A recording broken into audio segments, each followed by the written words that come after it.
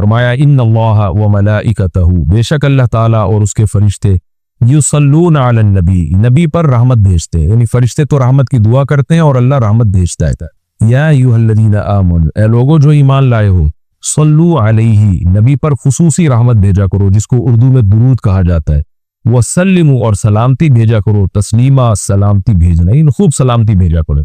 तो ये आयत जब इस आयत की वजह से उलमा ने ये मसला फुक़हा ने बयान किया है कि जिंदगी भर में एक मरतबा दुरूद भेजना हर मुसलमान पे फर्ज है, क्योंकि अल्लाह ने हुक्म दिया है। और अल अम्रु बिशै ला यक़्तज़ी तकरार, जब किसी बात का ऑर्डर दिया जाता है ना, तो वो एक दफ़ा करने से वो ऑर्डर पूरा हो जाता है। तो अल्लाह ने हमें दुरूद का हुक्म दिया, तो जिंदगी में एक दफ़ा भी अगर हम दुरूद पढ़ लेंगे तो ये फ़र्ज अदा हो जाएगा। जैसे कि कलमा तौहीद जिंदगी में एक दफ़ा पढ़ना फ़र्ज है, बाकी जितना पढ़े उतना अच्छा है। और जब किसी मजलिस में नबी सल्लल्लाहु अलैहि वसल्लम का जिक्र किया जाए तो एक मरतबा उसमें दुरूद पढ़ना वाजिब है, फ़र्ज नहीं है। फ़र्ज और वाजिब एक इस्तिलाह है। फ़र्ज का मतलब होता है जिसकी दलील यकीनी और क़तई हो। तो चूंकि कुरान ने दुरूद पढ़ने का हुक्म दिया, तो वो चूंकि ये नहीं अल्लाह ने कहा कि हमेशा पढ़ते रहा करो, बल्कि पढ़ो, तो एक दफ़ा पढ़ना इस क़तई यकीनी दलील की वजह से फ़र्ज है।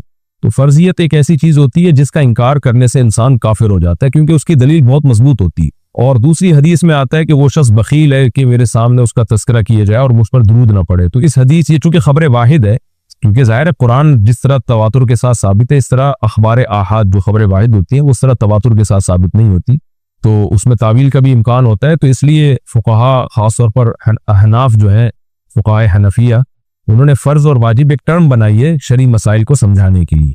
तो इसलिए उन्होंने कहा कि जब किसी मजलिस में नबी का नाम आए ना, तो उस मजलिस में एक दफ़ा कम से कम दुरूद पढ़ना वाजिब है। वाजिब का दर्जा थोड़ा सा फ़र्ज से नीचे होता है, क्योंकि वो हदीस से साबित है। तो और फिर जब बार बार नबी का नाम आए तो फिर बार बार पढ़ना वाजिब नहीं है, क्योंकि उसमें हरज है। हाँ, मुस्तहब जरूर है कि जितनी दफ़ा पढ़े, जब भी नबी सल्लल्लाहु अलैहि वसल्लम का नाम आए तो लाजमी दुरूद शरीफ पढ़ा करें, ये तो मुस्तहब है। नबी सल्लल्लाहु अलैहि वसल्लम ने फरमाया, जिस शख्स ने मुझ पे एक दफ़ा दुरूद पढ़ा, अल्लाह उस पर 10 रहमतें नाजिल करते हैं और उसकी 10 खताओं को माफ़ करते हैं। तो बहुत ज़्यादा फजीलत है दुरूद शरीफ पढ़ने की। और ये बड़ी अजीब बात है कि दुरूद शरीफ जो है ये असल में अल्लाह की इबादत है। यहाँ मैं आपको एक दिलचस्प मसला भी बताता चलूं। शरई मसला ये है कि जब हम कोई मन्नत मानते हैं ना, मन्नत कि अगर अल्लाह ने मेरे मरीज को शिफा दे दी तो मैं इतने रोजे रखूंगा, मैं ये करूंगा, मैं यूं करूंगा, तो इस अमल को मन्नत कहा जाता है कि बाकी अगर आप ठीक हो गए तो आप पर लाजिम होता है कि आप वो काम करें। तो मन्नत में ये ज़रूरी है कि आप जिस चीज़ की मन्नत माने वो इबादत मकसूदा हो और उसकी जिन्स में से लाजिम भी हो, यानी इबादत में कामिल इबादत होनी चाहिए, भी उबूदियत का उनसर उसमें हो।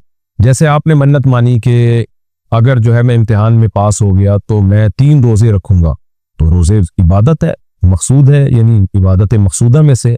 लेकिन अगर आपने मन्नत मानी कि मैं अगर इम्तिहान में पास हो गया तो मैं वुजू करूंगा, तो वुजू चूंकि मकसूद नहीं है, इबादत मकसूदा नहीं है, वुजू से मकसद तो नमाज होती है, तो वो मन्नत आपके ऊपर लाजिम ही नहीं हो। आपने अगर मन्नत मानी कि जी मैं सदका करूंगा, तो सदका इबादत मकसूदा है और उसकी जिन्स में से जो ज़कात है वो वाजिब भी है। रोजे की जिन्स में से रमज़ान का रोज़ा वाजिब है। आपने नफिल नमाज की मन्नत मानी तो भी मन्नत पूरा करना आप पर लाजिम है, क्योंकि नफिल नमाज जो है वो इबादत भी है और उसकी जिन्स में से यानी फ़र्ज नमाज आप पर लाजिम भी है। तो अगर दोनों में से एक शर्त भी नहीं पाई जाएगी तो मन्नत फिर मुनाकिर ही नहीं होती है। जैसे आपने कहा कि मैं जो है वो अगर इम्तिहान में मैं कामयाब हो गया, पास हो गया, तो मैं जो है अपने वालिदैन की खिदमत करूंगा, तो ये खिदमत सवाब तो बहुत है लेकिन इबादत मकसूदा नहीं है, इबादत मकसूदा नहीं। तो ये मन्नत आप पर पूरा करना लाजिम नहीं होगी। खिदमत तो करनी चाहिए, माँ बाप की खिदमत से बढ़कर तो दुनिया में कोई नेकी नहीं है, लेकिन इबादत मकसूदा नहीं है। मकसूदा का मतलब नमाज, हज, ये सब चीज़ें जो है ना मकसूद में आती हैं। ये किसी आर्जे की वजह से अल्लाह ने हमें हुक्म दिया है कि ताकि माँ बाप को परेशानी ना हो। यही वजह है कि अगर खिदमत के मोहताज नहीं होते तो फिर खिदमत वाजिब भी नहीं होती, उनकी खिदमत के मोहताज होते हैं तो वाजिब होती है। लेकिन नमाज तो जब भी टाइम आएगा आप पर लाजिम होगी। ज़कात तो साल गुजरने के बाद जब भी साहिब निसाब होंगे आप पर लाजिम होगी, चाहे गरीबों को ज़रूरत हो या ना हो, आप पर तो ज़कात वाजिब होती रहेगी। तो अब उलमा का इख्तलाफ हुआ है कि अगर कोई शख्स दुरूद शरीफ की मन्नत मानता है तो क्या उस पर दुरूद शरीफ की मन्नत पूरी करना लाजिम है? तो बाज़ उलमा ने कहा कि नहीं, क्योंकि दुरूद शरीफ भी इबादत मकसूदा में से नहीं। इसकी पहले मैं और आसान मिसाल देता हूँ। जैसे तिलावत, उलमा कहते हैं अगर कोई ये मन्नत मानता है कि अगर मैं इम्तिहान में कामयाब हो गया तो मैं 3 पारे तिलावत करूंगा, तो ये मन्नत पूरी करना भी वाजिब नहीं है, क्योंकि कुरान पढ़ना बहुत ज्यादा सवाब तो है लेकिन इबादत मकसूदा नहीं है। बल्कि मकसद कुरान से क्या है कि आपका दिल बने और आपको आखिरत की याद ताज़ा हो, आपको शरीय हकाम का इल्म हो। सवाब बहुत है, हर सवाब का काम इस्तिलाही इबादत नहीं होता, खूब समझ लें। इबादत की भी 2 किस्में हैं, एक इबादत टर्म है, इस्तिलाह है, और एक इबादत मजाजन हम इबादत, हर अच्छे काम को इबादत कहते हैं। इसलिए ऐसा तो खाना खाना भी इबादत है अगर आपकी नीयत अच्छी है उससे। लेकिन एक होती है मकसूद इबादत, तो मकसूदा इबादत में से नहीं है। सवाब बहुत है कुरान की तिलावत करना, अल्लाह से मोहब्बत की अलामत है। बगैर समझ के पढ़ना भी बहुत बड़ी नेकी है, कुरान बगैर समझ के पढ़ना। लेकिन कुरान की तिलावत की मन्नत जो है वो मुनक़िद नहीं होती। तो इसी तरह अब ये इख्तलाफ हुआ है कि अगर कोई दुरूद शरीफ की मन्नत मान लेता है कि अगर मैं इम्तिहान में कामयाब हो गया तो मैं 100 दफा दुरूद शरीफ पढ़ूंगा, तो क्या ये मन्नत पूरी करना वाजिब है या नहीं? तो बाज़ उलमा कहते हैं कि वाजिब नहीं है। वजह उसकी है कि दुरूद शरीफ इबादत मकसूदा नहीं है, क्योंकि दुरूद शरीफ का मकसद तो ये सैयदुल अंबिया मोहम्मद सल्लल्लाहु अलैहि वसल्लम से मोहब्बत का इजहार, ये नमाज रोजे की तरह नहीं। लेकिन राजे कौल ये है जिस पे फतवा दिया गया है कि ये मन्नत पूरी करना वाजिब है, क्योंकि दुरूद शरीफ इबादत मकसूदा है, और इबादत मकसूदा है और इसकी जिन्स में से वाजिब भी है, फर्ज भी है। तो फर्ज कैसे है? क्योंकि कुरान ने हमें हुक्म दे दिया, अब जिंदगी में एक दफा दुरूद शरीफ पढ़ना फर्ज हो गया। ये मसला तो आसानी समझ में आ गया कि फर्ज कैसे। ये एक सवाल पैदा होता है इबादत मकसूदा कैसे है? नबी सल्लल्लाहु अलैहि वसल्लम की तो इबादत जायज ही नहीं है। उसका बड़ा दिलचस्प जवाब दिया हजरत फुक़हा ने कि दुरूद शरीफ असल में अल्लाह की इबादत है, जो हम अल्लाह को खुश करने के लिए करते हैं, क्योंकि अल्लाह ने हमें ऑर्डर दिया है। और इसमें इबादत का उनसर, इबादत कहते हैं जिसकी जो है वो जिसमें उबूदियत का उनसर हो, आप बतौर गुलाम जो काम कर रहे हो, जिसमें आपको लॉजिक पूछने की भी इजाजत नहीं होती। जैसे 5 नमाजें फर्ज है ना, क्यों फर्ज है? भाई लॉजिक की भी हमें हुक्म नहीं, हमने पढ़नी है। रोजा फर्ज है, उसकी हिकमतें अल्लाह ने बयान की, लेकिन वो हिकमतें ना भी हो तो रोजा रखना पड़ेगा। तो दुरूद शरीफ भी इबादत मकसूदा में से है, इसलिए कि अल्लाह ने हमें हुक्म दिया, तो हम अल्लाह को खुश करने के लिए अल्लाह की गुलामी के तौर पर पैगंबर पर दुरूद भेजते हैं। इससे दुरूद शरीफ की अहमियत बहुत ज्यादा बढ़ जाती है और इसमें बहुत सारी हिकमतें हासिल हो जाती हैं कि हम अल्लाह को राजी करने के लिए, क्योंकि अल्लाह ने हमें हुक्म दिया है, जैसे नमाज का हुक्म दिया, ज़कात का हुक्म दिया, अल्लाह ने कहा कि तुम ये इबादत करोगे मेरी, ये होगी मेरी, क्योंकि दुआ इबादत है। दुआ में क्या होता है, हम अल्लाह से भिखारियों की तरह मांगते हैं, तो अल्लाह ने कहा और दुआएं तुम मांगो ना मांगो, ये वाली तो स्पेशली तुम पे फर्ज है। एक तो और तलाक दुआ मांगना है ना, लेकिन स्पेसिफिक कोई मखसूस दुआ मांगना तो फर्ज नहीं है, लेकिन ये वाली दुआ मांगना हम पे अल्लाह ने फर्ज किया है कि तुमने पैगंबर के लिए रहमत की दुआ करनी है, ये तुम पे फर्ज है, ये मुझे खुश करने के लिए फर्ज है। तो ये इबादत है, लेकिन अल्लाह की इबादत है और नबी के लिए दुआ है ही।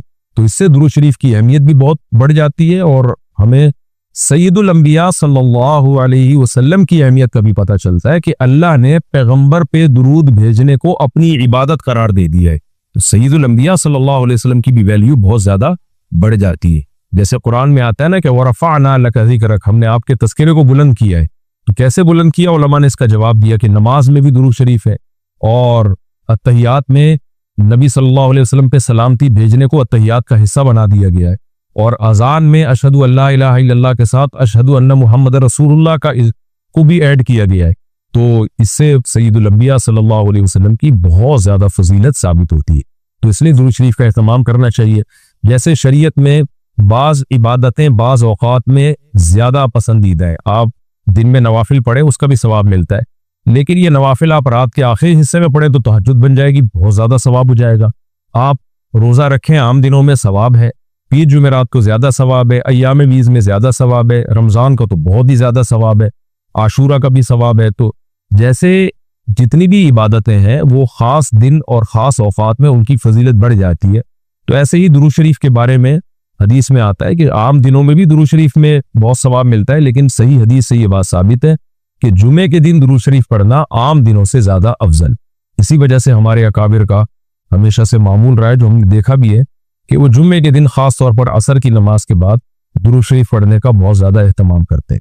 और जब वो उम्रे के लिए या हज के लिए जाते हैं तो भी मस्जिद नबवी में अक्सर वो मैंने देखा अपने बड़ों को कि वो असर की नमाज के बाद ना मस्जिद नबवी में सिर्फ दुरूद शरीफ ही पढ़ते हैं बैठकर। एक तो वो जगह ऐसी है जहाँ सैयदुल अंबिया सल्लल्लाहु अलैहि वसल्लम का रोज़ा अतहर है सामने, और फिर वहाँ जुम्मे का दिन भी हो तो, और फिर असर की का वक्त जो है वो कबूलियत का वक्त होता है जुम्मे के दिन। जैसे कि हदीस में आता है ना, जुम्मे के दिन एक घड़ी ऐसी होती है जिसमें दुआ रद्द नहीं होती। तो जुमहूर उलमा इस तरफ गए कि उससे असर का टाइम मुराद है, कि अगरचे इसमें इख्तलाफ है लेकिन जुमहूर इस तरफ गए कि असर का वक्त मुराद है।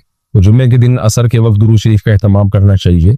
और वैसे भी अगर आपको असर के वक्त टाइम नहीं मिलता तो जुमे की नमाज के लिए आप वक्त से बहुत पहले आ जाए, नहा धो के तैयार होके अगली सफ में बैठें और खतीब साहब का बयान शुरू होने से पहले आप तहियतुल मस्जिद पढ़ने के बाद दुरूद शरीफ की कसरत किया करें। तो इसके बहुत ज़्यादा फजीलत है और हमें अल्लाह ने हुक्म दिया है। और उलमा ने बयान किया कि दुरूद शरीफ को जो अल्लाह ने हम पे लाजिम किया ना, उसमें एक हिकमत ये भी है कि सैयदुल अंबिया सल्लल्लाहु अलैहि वसल्लम की बशरियत हमारे जहन में और अच्छी तरह बैठ जाए।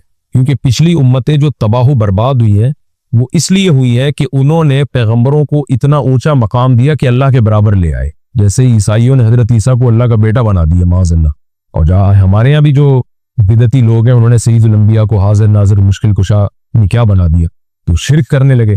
तो दुरूद शरीफ में एक हिकमत ये भी है कि जब हम नबी के लिए दुआ करते हैं अल्लाह ताला से कि अल्लाह सैयदुल अंबिया पर अपनी खुसूसी रहमतें नाजिल फरमा और आप पर सलामतियां भेज, तो इससे हमें यह भी पता चलता है, ये अकीदा हमारे दिल में बैठता है कि मोहम्मद सल्लल्लाहु अलैहि वसल्लम भी अल्लाह की रहमत के मोहताज। तभी तो हमें हुक्म दिया जा रहा है कि उनके लिए दुआ मांगो। हाँ, यहाँ एक इश्काल हो सकता था इसका कि भाई अच्छा, इसका मतलब नबी हमारी दुआ के मोहताज है। तो ना ना ना, नबी हमारी दुआ के मोहताज नहीं है, अल्लाह की रहमत के मोहताज। हम दुआ नहीं भी मांगेंगे तो अल्लाह अपने हबीब सल्लल्लाहु अलैहि वसल्लम पर रहमत भेजेगा। लेकिन अल्लाह ने हमें हुक्म ये दिया ताकि हमारी नजर में ये अकीदा और अच्छी तरह मजबूत हो जाए कि तुम भी पैगंबर के लिए अल्लाह से दुआ मांगा करो। इससे पता चलता है पैगंबर तुम्हारी दुआ के मोहताज हो या ना हो, लेकिन अल्लाह की रहमत के बहरहाल मोहताज है। और पैगंबर भी इस लायक हैं कि उनके लिए दुआ मांगी जाए, और ये इससे उनका मर्तबा कम नहीं होता बल्कि मर्तबा बढ़ जाता है। क्योंकि पैगंबर ने हमें ये सिखाया है कि या अय्युहन्नास अंतुमुल फुक़राउ इलल्लाह, ऐ लोगो तुम सब के सब अल्लाह के दर के मोहताज हो। और ये जो मैंने कहा कि पैगंबर इस लायक है कि उनके लिए दुआ मांगी जाए, तो इसका कोई ये मतलब ना ले कि पैगंबर हमारी दुआ के मोहताज है। ये मैं बार बार बता चुका हूँ, हमारी दुआ के मोहताज नहीं है, लेकिन अल्लाह ताला ये चाहते हैं कि मैं पैगंबर पर रहमत भेजूं, लेकिन उसमें उम्मतियों का हिस्सा पड़ गया। हजरत मौलाना अशरफ अली थानवी रहमहुल्लाह ने इसकी एक मिसाल दी है कि जैसे किसी बादशाह को अपने शहजादे से बहुत ज्यादा मोहब्बत है, वो वैसे ही उसको गिफ्ट देना चाहता है और आपको पता है कि इसने ये गिफ्ट देना है, लेकिन आप जाके बादशाह से सिफारिश करके कर देते हो कि भाई इनको ये गिफ्ट दे दे। इसमें आपका मकसद ये होता है कि बादशाह ने तो करना ही है, तो बादशाह के दिल में हमारा मकाम भी बढ़ जाएगा कि देखो जो काम मैं चाहता हूं तो ये भी मुझसे वही चाहता है, और इससे नबी सल्लल्लाहु अलैहि वसल्लम से भी आपका ताल्लुक बढ़ जाएगा, और यानी जो शहजादा है ना उससे भी ताल्लुक बढ़ जाएगा आपका। तो जब हम अल्लाह से दुआ मांगते हैं नबी के लिए तो हमारा अल्लाह का रिलेशन भी बढ़ता है, इससे अल्लाह खुश होता है कि देखो मेरे हबीब के लिए ये भी मुझसे कह रहे हैं रहमत भेजने का, और सैयदुल अंबिया से भी हमारा ताल्लुक बढ़ जाएगा। क़यामत के दिन ये चीज सिफारिश में मुआविन और मददगार हो सकती। इन्नल्लज़ीना युज़ून अल्लाह व रसूलहू, बेशक वो लोग जो अल्लाह उसके रसूल को तकलीफ पहुंचाते हैं। अल्लाह को तो जाहिर है कोई तकलीफ नहीं पहुंचा सकता, यहाँ भी मजाजन इसको तकलीफ से ताबीर किया, अल्लाह के हकाम की नाफरमानी, और यानी अल्लाह ने अपने रसूल की तकलीफ को अपनी तकलीफ करार दिया है। लानहुमुल्लाहु फिद दुनिया वल आखिरा, उन पर दुनिया और आखिरत में लानत होती है, क्योंकि मुनाफिकीन यही काम कर रहे थे ना। मैंने बताया कि सूरत का हासिल यही है, इसमें अहम मजमून यही बयान हुआ है, वअअद्द लहुम अज़ाब मुहीना, और अल्लाह ने इनके लिए जिल्लत वाला अजाब तैयार करके रखा है। वल्लज़ीना युज़ूनल मुमिनीना वल मुमिनात, और वो लोग जो मोमिनीन और मोमिनात को तकलीफ देते हैं, आम मुसलमानों को तकलीफ देते हैं, बिगैरी मक्तसबू, बगैर उसके कि जो उन्होंने कमाया, यानी ऐसे कामों को उनकी तरफ मंसूब करके तकलीफ देते हैं जो काम उन्होंने किए नहीं, प्रोपेगेंडा करते हैं, बदगुमानियां फैलाते हैं। तो फ़क़द इख्तमलू बुहतानन, तो तहकीक इन लोगों ने बहुत बड़ा बुहतान उठा लिया। बुहतान कहते ही बहुत बड़े झूठ को है, वह इस्म मुबीना, और खुला खुला, क्योंकि तकलीफ का एक जरिया ये भी है कि कोई भी अच्छा काम कर रहे हो आप उसकी नीयत में शक करना शुरू कर दो, हालांकि वो बुरी नीयत नहीं थी उसकी, उसमें मनफी पहलू तलाश करना शुरू कर दो। मुझे किसी ने कल कहा कि भाई एक साहब हैं जो दीन की तबलीग कर रहे हैं और यूं बाइकों पे बैठ के शो मार रहे हैं। मैंने कहा भाई ये जरूरी नहीं कि शो मार रहे हो, वो नौजवान तबके को अपने करीब करने के लिए हो सकता है ये कर रहे हो कि नौजवान तबका इसी तरह से बाइकों के जरिए करीब आ जाएगा। तो दिल की हालत तो किसी ने नहीं देखी ना, तो हम फौरन किसी के अमल को नेगेटिव क्यों लेके चले जाते हैं।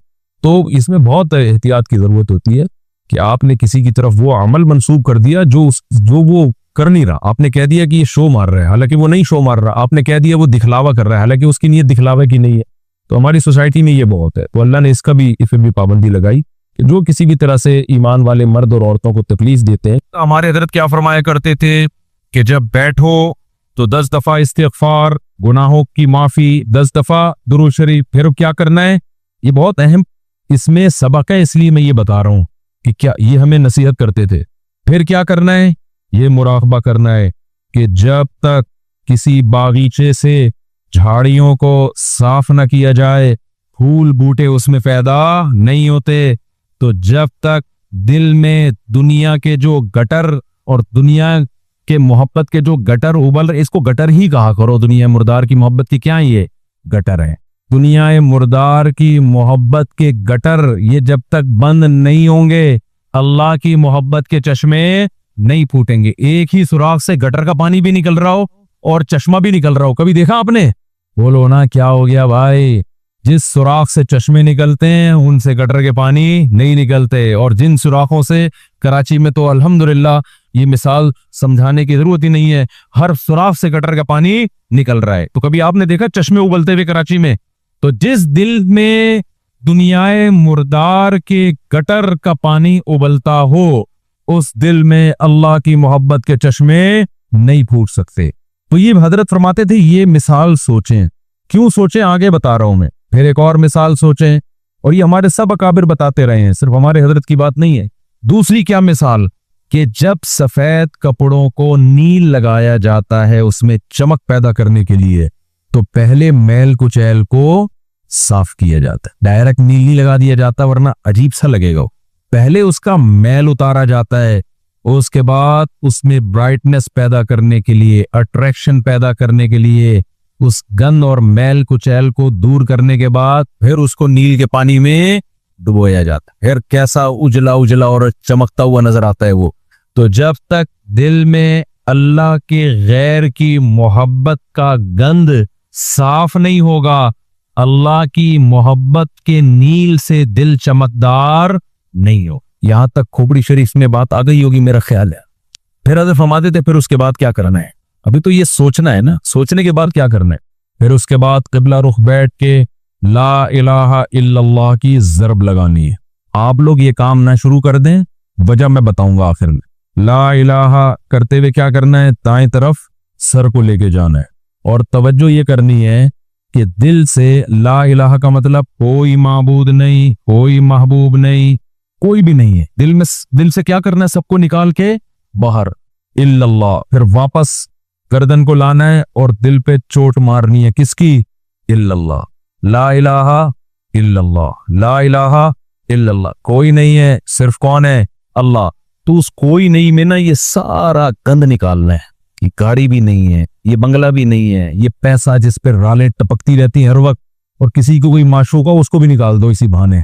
मौका अच्छा है, पागल हो रहा है उसके पीछे, अपनी सेहत खराब कर रहा है, अपना ईमान खराब कर रहा है। तो ला इलाहा दिल से बाहर, इल्लल्लाह सिर्फ कौन? अल्लाह। जो बार बार ये जिक्र होता है ना, ला इलाहा इल्लल्लाह, ला इलाहा इल्लल्लाह, ला इलाहा इल्लल्लाह, ला इलाहा इल्लल्लाह, ला इलाहा इल्लल्लाह, आहिस्ता आहिस्ता जहन बनना शुरू कि मेरा माबूद और मेरा महबूब कौन है? इल्लल्लाह, बस अल्लाह है। इस पे मेरा ख्याल है किसी को इल्मी लिहाज से इश्काल हो सकता है, भाई इस हदीस, इस जिक्र का और इस स्टाइल का कुरान और सुन्नत में कोई सबूत, इस जिक्र का तो है ला इलाहा इल्लल्लाह का, इस स्टाइल का तो कोई सबूत नहीं है। तो खूब समझ लें कि बतौर इलाज जब कोई चीज की जाती है ना, इसको तसव्वुफ में शगल कहा जाता है। एक होता है जिक्र, एक होता है शगल।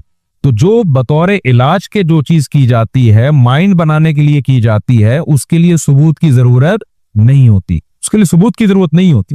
इसको सुन्नत अगर कोई समझेगा तो फिर क्या है, फिर ये बिदअत अमल है भाई। कुरान और सुन्नत से इस अंदाज का कोई सबूत नहीं है। लेकिन एक चीज तजर्बे से साबित हो जाए कि इसका फायदा हो रहा है, और फायदा हो कि वो चीज हासिल हो रही है जो अल्लाह चाहता है, तो फिर उसके लिए सबूत की जरूरत नहीं है। हाँ, अगर ये इज्तिमाई सतह पे लोगों को बुला बुला के ये सेटअप शुरू हो जाए ना, तो फिर ये बिदअत का जरिया होने की वजह से क्या होगा, फिर नाजायज हो। तो आप ये काम ना करें, कोई बिदअत ना बन जाए नहीं। लेकिन एक काम आप लाजमी कर लें, जो मैंने इतना लंबा चौड़ा आपको ये पूरा तरीका बताया ना, आप ये ना करें यूं यूं गर्दन, बाद लोगों के फरमा भी टेढ़ा हो जाता है इससे, यूं यूं करने के बाद फिर उठ ही नहीं पा रहे ना, वो ऐसे ही हो गई हम। तो ये काम ना करें, बिदअत का कोई जरिया ना बन जाए। जब तक किसी शेख से बाकायदा इस्लाही ताल्लुक ना हो, और उसकी हिदायत और रहनुमाई ना हो, खुद से ये काम ना करें। ऐसी चीजों से बिदअतें फिर फैलती हैं सोसाइटी में। तो आपने क्या करना है, अल्लाह से ताल्लुक बहाल करना है ना, तो उसके लिए मैं तरीके बता रहा हूँ। रोजाना सुबह और शाम में ला इलाहा इल्लल्लाह के जिक्र का मामूल बनाना। 10 दफा कम से, देखो तबलीग वाले तस्बीह बताते हैं, तीसरा कलमा 100 दफा, 100 दफा इस्तिगफार, 100 दफा दुरूद शरीफ, सुबह भी और शाम भी। असल तो ये है क्योंकि तीसरे कलमे ला इलाहा इल्लल्लाह खुद ब खुद आगे आई। मैं उससे भी आसान पैकेज बता रहा हूं। असल तो वो है जो तबलीग वाले बताते हैं। मैं क्या बता रहा हूं उससे भी कि यार वो नहीं होता तो ला इलाहा इल्लल्लाह ही बीच में से निकाल लो ना, इसी का वजीफा पढ़ लो, इसी को पाबंदी से पढ़ लो। तो जितने यहां मर्द और खवातीन आज बयान सुनने के लिए आए हैं, आज से आज़म करें कि हमने रोजाना कम से कम 100 मरतबा सुबह और 100 मरतबा शाम ला इलाहा इल्लल्लाह का विर्द करना है। अच्छा, जिक्र में असल ये है कि आहिस्ता आवाज से किया जाए। जहरन जिक्र को शरीयत ने पसंद नहीं किया, लेकिन अगर दिल लगाने के लिए, माना और मफहूम को का तसव्वुर दिमाग में बिठाने के लिए कोई हल्की आवाज से जहर कर लेता है, हल्की आवाज से बहुत शोर शराबा ना हो, तो इसमें भी कोई हरज नहीं है। तो आपने क्या करना है, ये 2 मिसालें सुबह सोचनी है। सुबह के वक्त कर लें और शाम के वक्त कर लें। बैठे किबला रुख होके 10 दफा इस्तिगफार अपने गुनाहों को याद करके 10 दफा दुरूद शरीफ पढ़ लिया। उसके बाद हल्की आवाज में ला इलाहा मजे ले लेके जिक्र करना है। तरहाना नहीं है, 100 दफा नहीं हो रहा ना, 50 दफा कर लो। वो काम जो थोड़ा हो, पाबंदी के साथ हो। अल्लाह को ज्यादा महबूब है उस काम से जो बहुत ज्यादा हो, लेकिन उसकी पाबंदी ना हो। तो क्या करना है, हल्की आवाज से ला इलाहा इल्लल्लाह, ला इलाहा इल्लल्लाह। और तसव्वुर कोई नहीं है। ला इलाहा का मतलब, अल्लाह कुरान में कहते हैं अफराईता मन इत्तखज़ इलाहहु हवाहु, तुमने ऐसे लोग देखे जिनका माबूद उनकी ख्वाहिशात हैं, ख्वाहिशात को अपना खुदा बनाया हुआ है। तो ला इलाहा में आपने क्या तसव्वुर, मेरी ख्वाहिशात मेरा खुदा, जिसके दिल में भी, वो हर आदमी को पता है मुझे किससे ज्यादा इश्क चढ़ा हुआ है आजकल, गाड़ी से ज्यादा है, बंगले से ज्यादा है, बहरिया टाउन से ज्यादा है, ये किससे है, जो घुसा हुआ है ना दिल के अंदर। किसी को किसी चीज से होता है, किसी कोई, ये जो आशिक होते हैं ना जिनको हराम इश्क हो जाते हैं, इनको कहा जाता है उस महबूबा का तस्वुर करके दिमाग से निकालो जो हराम इश्क है। समझते हो कि नहीं समझते? तो आज से ये वादा करते हैं कि नहीं करते? 10 दफा इस्तिगफार, 10 दफा दुरूद शरीफ। फिर ये मिसाल भी सोचनी है कि जब तक झाड़ियां साफ न की जाएं, फूल बूटे उस खेती में पैदा नहीं होते। तो मैंने भी जब तक ये गंद अपने दिल से नहीं निकालूंगा ना, उस वक्त अल्लाह की मोहब्बत के चश्मे नहीं फूटेंगे। इसी नीयत से कहता हूं ला इलाहा कोई नहीं है इल्लल्लाह, सिर्फ कौन है, खुदा की कसम ला इलाहा इल्लल्लाह। अगर आपने चंद महीने कर लिया, इतना फायदा होगा कि आपकी जिंदगी तब्दील हो जाएगी। और जितने नफ्सियाती डॉक्टर जो आपको मुख्तलिफ किस्म की डिप्रेशनों के इलाज बता रहे हैं ना, सारे फेल है इसके सामने। लेकिन शैतान करने नहीं देता काम ना। 2 दिन करेंगे, सूफी बन के बैठ जाएंगे, उसके बाद अब ये तो ऐसी कुछ फायदा तो हो नहीं रहा। छोड़ो यार, अल्लाह का नाम लेने की तौफीक तो मिल रही है ना, फायदे को मत देखो। ये नहीं देखना कि फायदा हो रहा है कि नहीं हो, बस नाम भी अल्लाह का लेने की तौफीक मिल गई तो ये फायदा भी बहुत है, कि होगा फायदा इंशाअल्लाह। एक काम ये करना है पूरी जिंदगी पाबंदी के साथ। और अगर किसी से बैठा नहीं जाता, बाज लोग ऐसे हैं कि उनके स्प्रिंग लगे हुए हैं, वो एक जगह बैठ ही नहीं सकते। जहां बैठेंगे स्प्रिंग उनको उठा के दूसरी जगह ले जाएगा, वहां बैठेंगे स्प्रिंग उठा के उनको तीसरी जगह ले जाएगा, वो बैठ ही नहीं सकते। तो चलते फिरते कर लो यार, जिस तरह आपका दिल लग रहा है, आपका दिमाग माना और मफहूम की तरफ जा रहा है, उस तरह कर लो। समझते हो कि नहीं समझते? नहीं बैठा जा रहा, चलते हुए कर लो, ड्राइविंग के दौरान कर लो, लेकिन तर्जमा और मफहूम सोच के ये जिक्र करना है। समझते हो? दूसरा काम, अल्लाह से ताल्लुक बहाल करने के लिए रोजाना एक टाइम दुआ मांगने का मामूल बनाओ। अल्लाह से गिड़गिड़ा के दुआ मांगा करो, दिल लगे या ना लगे। बातें करना सीखो। लोग कहते हैं हमारे पास अल्फाज ही नहीं होते दुआ के, आ जाएंगे आहिस्ता आहिस्ता। जब करते रहोगे ना, अल्फाज भी अल्लाह सिखा दे। आदम अलैहिस्सलाम ने जब तौबा की है, कुरान से पता चलता है उनके पास अल्फाज नहीं थे कि अल्लाह से कैसे तौबा करूं मैं। परेशान थे, तौबा के अल्फाज नहीं थे।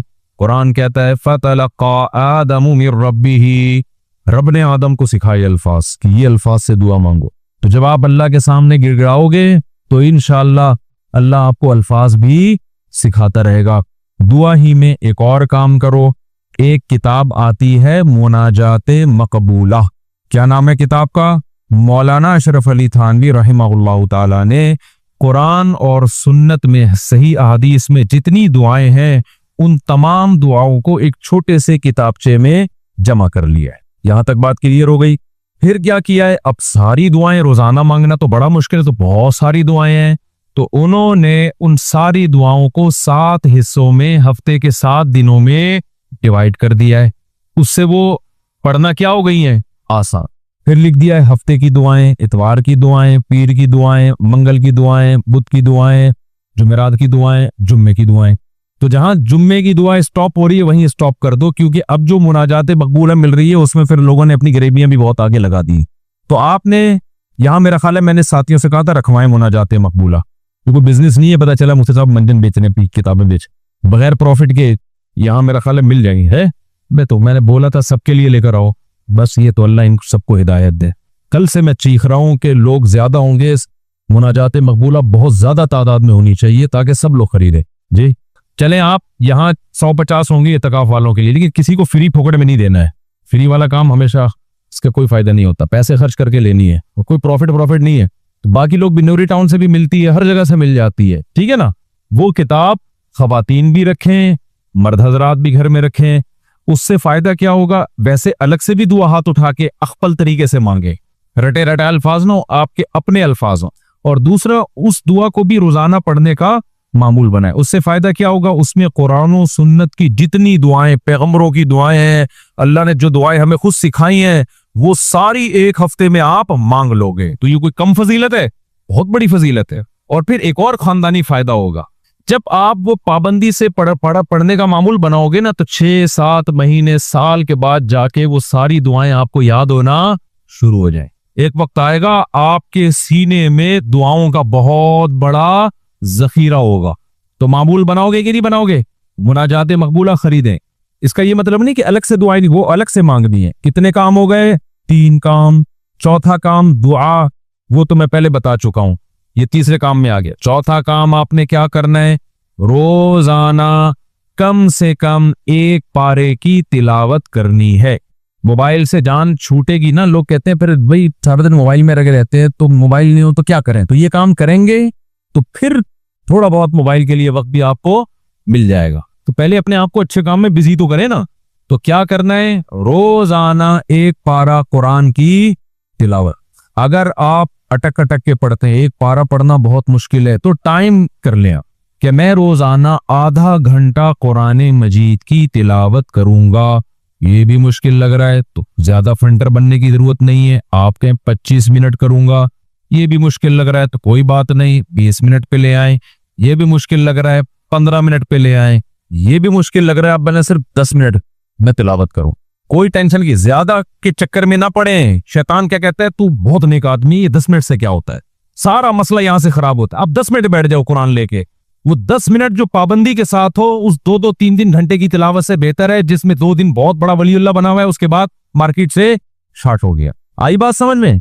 तो रोजाना क्या करना है, तिलावत का मामूल बनाना है। कितने काम हो गए, 4। 5वां काम क्या करना है आपने, देखो कुरान में तहज्जुद की इतनी ज्यादा फजीलत अल्लाह ने बयान की है ना, कि ऐसा लगता है कि जो जन्नत में जाएंगे वो तहज्जुद तो पढ़ते ही होंगे लाजमी। कुरान से ऐसा लगता है, कहीं भी ऐसा नहीं है कि जन्नतियों की सिफत बयान की और तहज्जुद का उसमें तस्करा ना हो। तो हिम्मत करके ना रात को 2 से 4 रकतें कम से कम पढ़ने का मामूल बना लो। और उस 4, और जो दुआ करोगे ना वो उसी 4 रकतों के बाद, वो जो एक मामूल मैंने बताया ना दुआ का, क्योंकि सबसे ज्यादा कबूलियत का वक्त कौन सा है, रात का आखिरी। तो हमारी खवातीन को भी इन चीजों का एहतमाम करना चाहिए और हमारे मर्दों को भी। आप देखना इंशाअल्लाह जिंदगी में आहिस्ता आहिस्ता जबरदस्त तब्दीली आना शुरू होगी, सुकून आना शुरू होगा घरों में, इत्मीनान। एकदम से नहीं हो जाता सब कुछ, थोड़ा सा अल्लाह से कनेक्शन बहाल होना शुरू होगा। और ये तो है, यानी ये फराइज वाजिबात के बाद की बात कर रहा हूं। और दूसरा जो अल्लाह के मखलूक के हुकूक हैं, उनमें सबसे बड़ा हक ये है कि मखलूक पे पैसा खर्च किया जाए। अंग्रेजों वाले अखलाक से कुछ भी हासिल नहीं होता, लोग तारीफें कर देते हैं बहुत अच्छे। गोरा क्या करता है, मुस्कुराता बहुत है, वो कभी गुस्सा नहीं आएगा उसके, अच्छी बात है, ये कोई बुरी चीज नहीं है। रोकड़ा नहीं गलता उसकी जेब से, बात आ रही है समझ में। अबे भाई बस ये कह के बयान खत्म कर रहा हूँ। गोरा पता है क्या है, बहुत अच्छा है। क्यों, जब आपसे मिलेगा नाइस टू मीट यू, आपसे मिलके मुझे खुशी हुई। जब बात करेंगे मुस्कुरा के, अच्छी बात है, हदीस में आता है मुस्कुरा के बात करना सदका है। कभी किसी से लड़ेंगे नहीं और बड़े तमीज से सब कुछ, रोकड़ा नहीं निकलता गोरे की जेब से। आप जो देख रहे हैं बिल गेट्स वगैरह, बहुत ज्यादा पैसा इनके पास है, तो ये जो कर रहे होते हैं ना, ये इनके चवन्नी अठन्नी होती है, समझते हो? ये जो इतना ट्रस्ट में दे रहे होते हैं, ये इनकी चवन्नी अठन्नियां हैं। तो अठन्नी, नई जनरेशन को तो अठन्नी का मतलब ही नहीं पता क्या होती है। नई जनरेशन जो है ना, कुछ दिनों में कहेगी कि हमारे अब्बा ना, अबे तू गरीब आदमी, सिर्फ 5,000 का नोट तुझे जेब खर्ची में मिलता है, तुझे शर्म नहीं आती है? 5,000 की ये वैल्यू होने वाली है थोड़े दिनों में। तो खैर, अल्लाह ताला ने हमें हुक्म दिया है, वफी अमवालिहिम हक्कुल लिस्साइली वल महरूम, इनके मालों में जो जरूरतमंद लोग हैं उनका हक है। ऐसे सदका तो खैरात किया करो जैसे गोरा टाइम पे टैक्स देता है। उनके यहाँ टैक्स की बड़ी वैल्यू है, अच्छा शहरी है, टैक्स में डंडी नहीं मारता। हम टैक्स भी देंगे, लेकिन हम अपने रिश्तेदारों पे, गरीबों पे, जरूरतमंदों पे ऐसे तिजोरियों का मुंह खोलेंगे कि गोया ये अल्लाह की तरफ से हम पे टैक्स है। कंजूसी खत्म करो मुआशरे में, ज़कात देते हुए जान निकल रही है। हालांकि कितनी थोड़ी सी ज़कात है यार, कितनी थोड़ी सी ज़कात। बेटियों के नाम हो रहा है जेवर, ताकि ज़कात न देनी पड़े। खुशी खुशी दो यार, साल में एक दफा एक इस्लाम का रुकन अदा करने का मौका मिल रहा है, उससे बढ़ा के दिया करो। 2.5% है, हम 5% देंगे जी। गरीबी अल्लाह भी तो हमें जरूरत से ज्यादा दे रहा है कि नहीं दे रहा? जितना अल्लाह के जिम्मे हमारा रिस्क है वो तो 2 रोटी है, सुबह और एक शाम, और बिल्कुल फिटफाट रहता है। लेकिन अल्लाह पराठे भी खिला रहा है। अल्लाह, हम तख्तों पे भी सो सकते हैं, लेकिन अल्लाह ने सोने के लिए हमें क्या दिए हुए हैं? गद्दे दिए हुए हैं। हर चीज हमें अल्लाह ने, एक जोड़ा हमारा गुजारे के लिए काफी है जो सतर को ढांप ले। लेकिन पेटियां खोलो, पोटलों के पोटले निकल के गिरेंगे नीचे। तो मेरे भाई, अल्लाह क्या हमें तरसा तरसा के देता है? हमारी जरूरत से कई गुना ज्यादा। तो जब अल्लाह हमसे मांगता है तो हमें भी चाहिए अल्लाह के लिए अपने हाथ को खुला रखें। तो जितने खवातीन यहां बैठी बयान सुन रही है, जितने मर्द, हर महीने मामूल बनाए कुछ ना कुछ अमाउंट पाबंदी से सदका करेंगे और अपने बच्चों को सिखाएंगे। बच्चों को पता है आजकल क्या सिखाया जा रहा है? बेटा पैसा, पैसा जो है ना, इसका कभी कॉम्प्रोमाइज नहीं करना।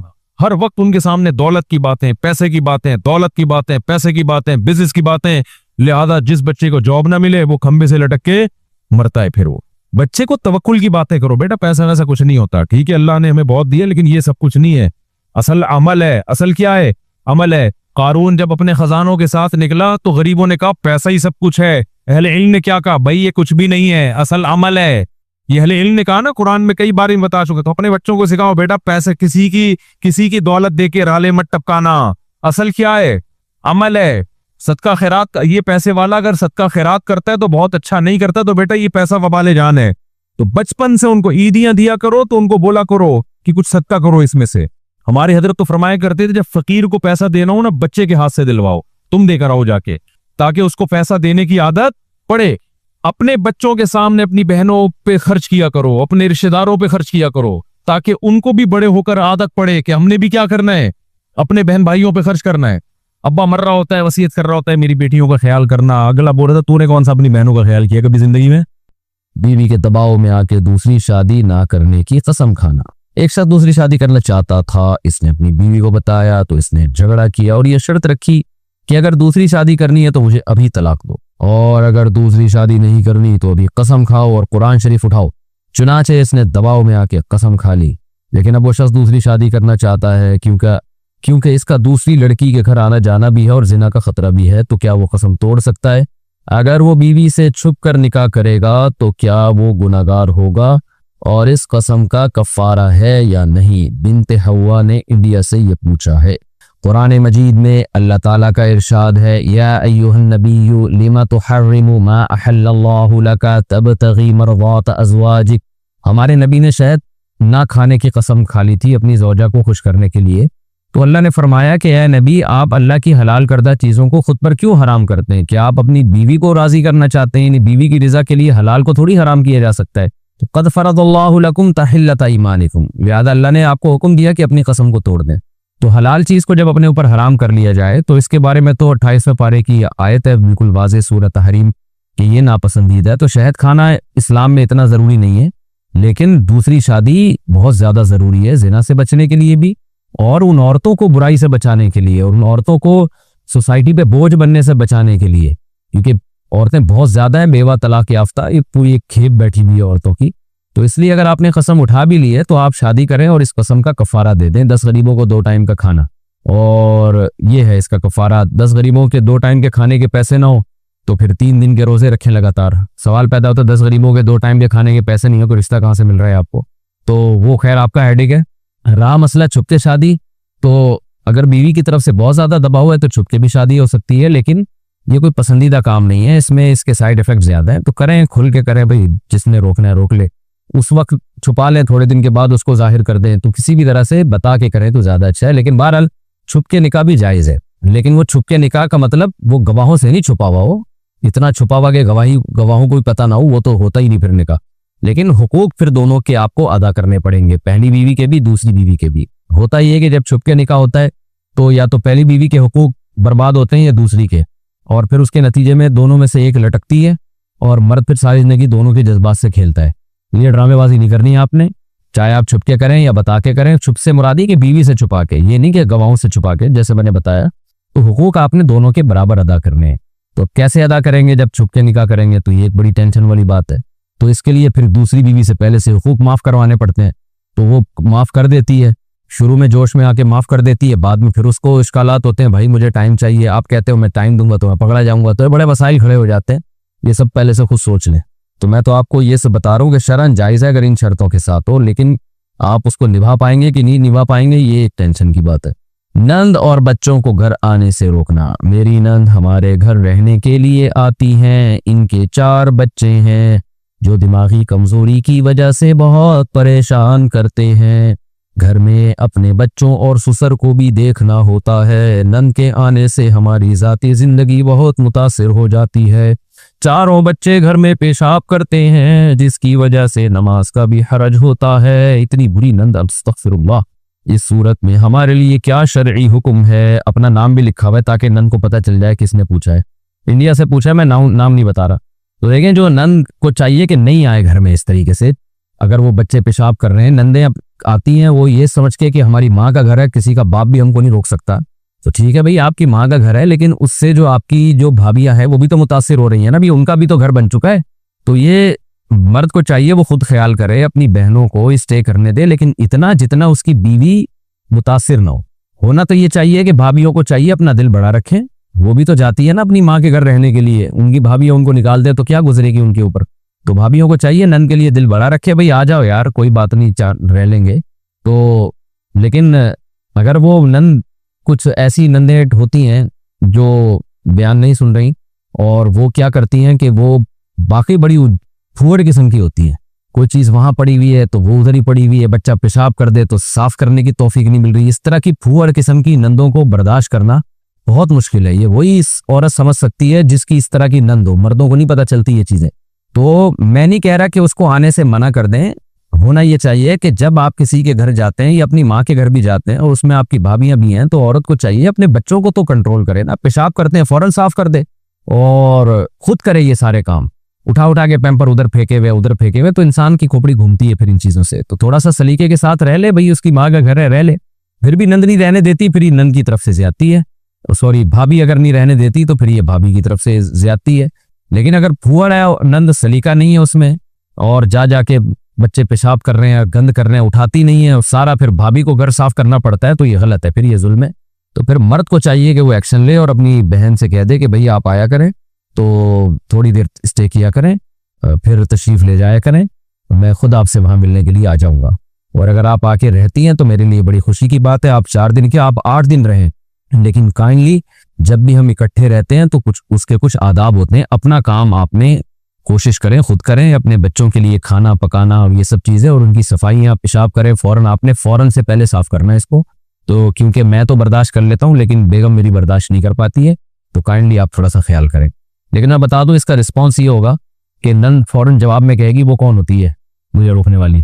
आजकल ये थोड़ी देखा जाता है कि बात क्या की जा रही है, आजकल ये देखा जाता है बात कर कौन रहा है। तो जो कर रहा है तो फिर उसकी ऐसी की तैसी, फिर फड्डे लड़ाइयाँ झगड़े, इससे बेहतर है कि भाई रिजर्व रहो, कम ही आना जाना रखो। खुलासा यही निकलेगा आखिर में। अच्छा मेरे भाई, अगर बचपन में कबीरा गुनाह हो गया, अगर किसी नाबालिग बच्चा या बच्ची से कोई कबीरा गुनाह हो जाए तो इसका क्या हुक्म है? वही हुक्म है जो बड़े होकर हो जाए, तौबा इस्तिगफार करना चाहिए अल्लाह ताला से। बाकी अगर हुकूकुल इबाद से मुताल्लिक कोई गुनाह हुआ है, किसी के खुदा न खास्ता पैसे वैसे चुराए हैं, तो फिर वो बालिग होने के बाद अदा करना जरूरी है। मड स्किपर, ये पता नहीं कौन सी फिश है, कहते हैं इस फिश को क्या ज़बह करना जरूरी है, इसकी सही प्रोनाउंसिएशन क्या है? मैंने नेट पे सर्च तो किया है, तो एक तस्वीर आई है अजीब सी गिरगिट टाइप की चीज की। मछली को हम हलाल की बगैर खा सकते हैं, लेकिन एक मछली मड स्किपर, मड स्काइपर होगा मेरा ख्याल है, कीचड़ से निकला है शायद ये, जो समंदर के पानी में नहीं मिलती बल्कि समंदर के किनारे पर जो कीचड़ होता है वहां पाई जाती है। जब वो हमारे यहाँ हम तक आती है तो जिंदा ही होती है और लोग इसे जिंदा लेना ही पसंद करते हैं। हलाल करना इसे जरूरी होगा या ऐसे ही साफ करके खा सकते हैं? जुवेरिया साहब गुजरात इंडिया से, जुवेरिया साहिबा गुजरात इंडिया से। लेकिन मैंने जो इंटरनेट पे इसकी शक्ल देखी है तो गिरगिट टाइप की अजीब सी भयानक सी चीज है, वो मछली नहीं है। अब जाहिर है अगर मछली नहीं है तो फिर वो हलाल भी नहीं है, लेकिन अगर वो हो सकता है हमने ये जो गूगल पे सर्च किया हो वो कोई और ही चीज हो, आपकी नजर में कुछ और हो, तो अगर वो मछली है जिसको आपने ये कहा कि जी वो मछली जिसे आपने उसको नाम मछली का दिया, तो सिर्फ नाम नहीं, देखने में भी मछली लगती हो, तो अगर वो मछली लगती है देखने में, मछली उसको ज्यादातर आज़ा उसके मछली के मुशाबे हैं, तो फिर उसका खाना बगैर ज़बह किए भी जायज़ है। लेकिन मैंने आपको बताया कि इंटरनेट पर जो मैंने तस्वीर देखी है वो तो मछली की तस्वीर नहीं है, उसकी तो दुम भी है और गिरगिट टाइप की शक्ल है, तो फिर उसका खाना हलाल नहीं है। अब आप खुद फैसला कर लें, उसको हो सकता है नेट पे कोई और चीज़ ही न डाली हुई हो, अल्लाह आलम। समंदर की मछली हलाल है, मछली के अलावा जो कीड़े मकोड़े होते हैं या और कुछ चीज़ें होती है वो जायज़ नहीं। अगर शादीशुदा मर्द से मोहब्बत हो गई तो क्या करें? एक खातून ने राजस्थान इंडिया से पूछा है, मैं एक ऐसे शख्स से शादी करना चाहती हूँ जो पहले से शादीशुदा है। मेरे घर वाले से राजी नहीं है कि वो शादीशुदा है, लेकिन मेरी तबीयत बार बार इसी की तरफ माइल हो रही है। कोशिश के बावजूद कंट्रोल नहीं कर पा रही हूँ। मैंने अपनी वालदा को बहुत समझाया, लेकिन वो इसलिए राजी नहीं हो रही है कि लोग क्या कहेंगे कि मैंने शादीशुदा इंसान से निकाह कर लिया। इस सूरत में अपने घर वालों को किस तरह मनाऊं? इन खातून का भी नाम मैं स्किप कर रहा हूँ। राजस्थान इंडिया से एक खातून ने पूछा है। देखें, आपकी तबीयत जिस बंदे की तरफ माइल हो रही है तो वो दूसरी शादी कर रहा है। दूसरी शादी आसान काम नहीं है, और ख़ास तौर पर मर्द पे कोई औरत लड़की लट्टू हो जाए और मर्द तो फिर उसको अपनी एक ख्वाहिश पूरी करने के लिए कर लेता है, निभाता नहीं है फिर। तो इसलिए मेरा मशवरा यही है कि होना ये चाहिए कि उसकी तरफ से भी अगर जिम्मेदारियां निभाने का सिर्फ वादे ना हो, उसके हालात से अंदाजा हो कि ये कर लेगा, क्योंकि इसमें लोग करते नहीं है। अब एक लड़की जब खुद किसी मर्द पे आशिक हो जाए और उसको पैगाम निकाह भेज दे तो मर्द को उसके एक बेहतरीन खिलौना मिल जाता है उसकी जिंदगी से खेलने के लिए। मर्द को पता है मेरी बीवी बच्चे तो मौजूद है, मेरी लाइफ गुजर रही है, ये खेलने के लिए, एंटरटेनमेंट के लिए एक चीज मिल रही है मुझे, क्योंकि ये तो खुद मेरे ऊपर आशिक है। तो वो जब शादी हो जाती है तो इसका भूत थोड़े दिनों में उतर जाता है। उसके बाद फिर मर्द खिलवाड़ बना लेता है। वो कहता है यार मेरी पहली बीवी है, बच्चे हैं, मुझे क्या जरूरत है तुम्हें टाइम देने की, तुम पे खर्चा करने की, रहना रहो नहीं तो पतली गली से निकलो। तो ये आप सोच लें कि ये भयानक अंजाम ना हो कहीं आपके साथ। तो अपनी डिजायर्स ना देखें, बल्कि ये देखें कि बंदे दा पुत्र भी है। ये राजस्थान में है ना, तो पंजाबी है मेरा ख्याल है राजस्थान में। तो ये देखें कि वो इंसान जो जिसकी आप सेकंड वाइफ बनना चाहती हैं वो बंदे दा पुत्र है या नहीं है। 2 बीवियों में अदल करेगा, उनको प्रॉपर तरीके से रखने की सलाहियत है या नहीं है। जब दूसरी शादी का पता चलेगा तो पहली की तरफ से हंगामे होंगे तो वो हंगामे बर्दाश्त कर पाएगा, और सोसाइटी की तरफ से जो रिएक्शन होगा उसको बर्दाश्त कर पाएगा। आपको लटका के तो नहीं छोड़ देगा। तो ये तमाम चीजें कंफर्म करें और आपके वालिदैन भी कंफर्म करें। अगर इस मैयार पे वो बंदा पूरा उतरता है तो फिर आपके वालिदैन को रुकावट डालने का कोई हक नहीं है। और शरीयत ने माँ को तो वैसे भी वली नहीं बनाया, बाप को वली बनाया है। तो अब्बा से पूछ लें, अब्बा अगर राजी हैं तो कर लें, अब्बा राजी नहीं है तो अब्बा को राजी करें। मैं भी आपके अब्बा को सिफारिश कर लेता हूँ, आपके भाई आपके अब्बा जो भी वली हैं तो उनको चाहिए कि रुकावट ना डालें, क्योंकि नबी सल्लल्लाहु अलैहि वसल्लम ने फरमाया लन तरा लिल मुतहाब्बैनी मिथलन निकाह, 2 मोहब्बत करने वालों में निकाह से बेहतर कोई भी चीज़ नहीं है। तो लेकिन ये जब है कि जब सिर्फ मोहब्बत ही ना हो बल्कि रिलायबल आदमी हो, तो फिर माँ बाप के लिए रुकावट बनना सिर्फ इस बेस पे कि वो बंदा दूसरी कर रहा है, ये ठीक नहीं है। मेरे इल्म में ऐसे बड़े वाकयात हैं कि कोई खातून किसी मर्द की दूसरी बीवी बनी, कोई तीसरी बीवी बनी, और वो ज्यादा खुश हैं बनिस्बत उस औरत के जो अपने शौहर की इकलौती बीवी है। तो मर्द अगर जिम्मेदार हो और निभाना जानता हो तो फिर दूसरी तीसरी से कोई फर्क नहीं पड़ता, लाइफ ज्यादा अच्छी गुजरती है। अगर जहाँ लड़की चाह रही है वहां उसकी शादी कर दी जाए तो ज्यादा अच्छी लाइफ गुजरती है। लेकिन अगर मर्द जिम्मेदार नहीं है तो फिर बहुत डेंजरस है ये। तो आपके वालिदैन को रुकावट नहीं डालनी चाहिए अगर वो मर्द ठीक है। तो सिर्फ इस बेस पे कि लोग क्या कहेंगे, लोगों के पास फालतू बातों का वक्ती तौर पर तबसरे होते हैं, उसके बाद किसी के पास टाइम नहीं। 2-4 दिन तक बातें बनती हैं, हाई ये क्या हुआ, फिर लोग भूल जाते हैं और इकलौते के चक्कर में किसी आड़े तिरछे को दे दी तो लोग तो खुश होते हैं, माशाल्लाह बड़ी अच्छी जगह शादी की है। जब फड्डे होते हैं ना, बाद में जो मुसीबतें खड़ी होती हैं, उसमें कोई भी साथ नहीं देगा आपको। E471 कोड वाले खाने का हुक्म, ये अमतुल्लाह ने पुर्तगाल से पूछा है। देखिए ये जो कोड है ना, E471 कोड जो खाने की चीज़ों पे लिखा होता है, आप इस बारे में जामियातुर रशीद का हलाल फाउंडेशन एक इदारा है, गूगल पे लिखे जामियातुर रशीद हलाल फाउंडेशन, वो पूरी उनकी रिसर्च इसी पर है, उनके कोर्सेज इसी पर है। तो वहाँ जो कॉन्टैक्ट नंबर आएगा उनसे रब्ता करें, वो आपको बताएंगे ये कोड वाली खाने जायज़ है या नहीं। ये किसी खातून ने बड़ा लंबा चौड़ा सवाल पूछा है जी, रबिया साहिबा, रबिया मुकर्रम गुलशन इकबाल कराची से। उन्होंने मुझे ख्वाब में देखा है, ख्वाब में मैं दर्स दे रहा हूँ, कुरान पढ़ा रहा हूँ वगैरह वगैरह। तो देखिए ये जो चैनल है ना, ये ख्वाबों की ताबीरें बताने के लिए नहीं है, ये शरई मसाइल बताने के लिए है। और वैसे भी मैं ख्वाबों की ताबीरें बताता ही नहीं हूँ। तो ख्वाब तो आते ही रहते हैं, किसी को कभी अच्छा ख्वाब आ जाएगा, कभी बुरा ख्वाब आ जाएगा, कभी मेरे बारे में आ जाएगा, कभी वसीम के बारे में आ जाएगा, कभी गफ्फार भाई के बारे में आ जाएगा, कभी जनाब किसी के बारे में आ जाएगा। तो इतने रोजाना लोगों को ख्वाब आ रहे हैं, अगर मैं ये सेटअप शुरू कर दूं तो हम तो ख्वाबों की दुनिया में ही गुम हो जाएंगे। बस कोई भी ख्वाब आए तो उसकी अच्छी ताबीरी कर लिया करें और अल्लाह से दुआ कर लिया करें। तो बज़ाहिर ही अच्छा ही ख्वाब लग रहा है, तो अल्लाह करे कि ये मेरे हक में अच्छा हो, बस इतना काफ़ी है। गुनाह के डर से छुप कर निकाह करना, मैं और एक लड़का एक दूसरे को पसंद करते हैं, 2 साल से एक साथ हैं, हमारी पढ़ाई चल रही है, तो 5 साल तक शादी का कोई इम्कान नहीं है, इसलिए हम वालिदैन की इजाज़त और उन्हें बताए बगैर छुपकर एक दूसरे से शादी करना चाहते हैं ताकि गुनाह से बच सकें। इस बारे में रहनुमाई फरमा दें। उसूली तौर पर तो मसला ये है कि लड़की माँ बाप की, खास तौर पे बाप की इजाज़त के बगैर निकाह करना शरीयत में बिल्कुल पसंदीदा काम नहीं है। लेकिन जब अब्बा ने अपनी बेटी को एजुकेशन में दाखिल कर दिया, उसके साथ लड़का बैठ के पढ़ रहा है, तो अब्बा की विलायत वैसे ही साकित हो गई है। जो अब्बा जान ने जो हरकत की है, जो को एजुकेशन सिस्टम हो रहा है, तो अब अब्बा ये उम्मीदें लगाएं कि मेरी बच्ची मेरी मर्जी से शादी करेगी।